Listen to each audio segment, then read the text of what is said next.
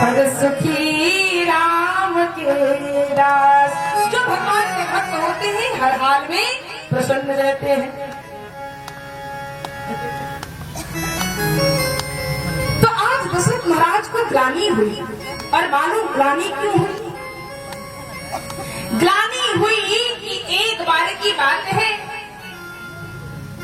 कि अरुंधति मैया जो महाराज वशिष्ठ की पत्नी है, उन्होंने अपने पति वशिष्ठ जी से कहा कि आप जैसे समर्थ गुरु के रहते हुए महाराज दशरथ के घर में लाल नहीं है। तो कहा उनको लाल पानी की लालसा नहीं है। कहा कौन ऐसा व्यक्ति होगा जिनको लाल पानी की लालसा ना हो? कहा कि नहीं है।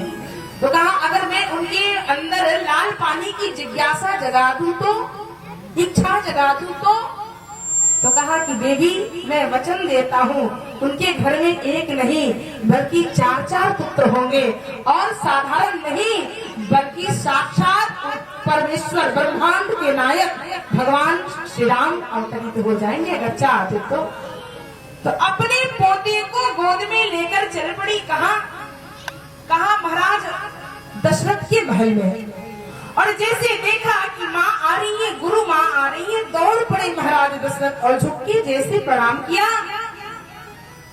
बच्चे को लिए माँ ने चिकोटी काट ली, बच्चा रोने लगा, और जैसे बच्चा रोने लगा महाराज दशरथ ने पूछा माँ क्यों रो रहा है बच्चा? कहा बेटा इसके रोने की एक ही कारण है। कहा क्या कारण है? कहा कारण ये है कि इसके रोने का कारण ये है कि इनके बाबा वशिष्ठ जी यानी आपके यशस्वी राजकुल के राजगुरु हैं, और मैं किसका राजा बनूंगा, इसलिए ये रो रहा है। तो संतों ने कहा इस कारण महाराज दशरथ को ग्लानि भई, ये कबार भूपति मन माही भई गलानि मोरे सुतना। लेकिन निवेदन कर दो ये तो भगवान को आना था, रावण का अत्याचार दुराचार पापाचार भ्रष्टाचार कर रहा था, धर्म की हानि और ग्लानि हो रही थी तो भगवान आए। लेकिन हमारे और आपके जीवन में नहीं रहते तो हम सबसे अपने आप को अभागा समझते, अपने जैसे अभागा कोई नहीं।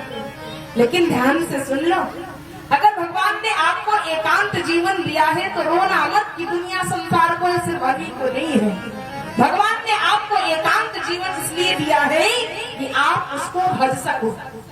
भगवान एक बार मौका देता है कि दुनिया के जब तमाम जंजाल आते हैं तो हमारा मन भटक जाता है, लेकिन एकांत जीवन उसी को मिलता है जहाँ भगवान से लेना देना सब खत्म हो चुका होता है ना। एक बार मौका देते हैं रोने के लिए नहीं।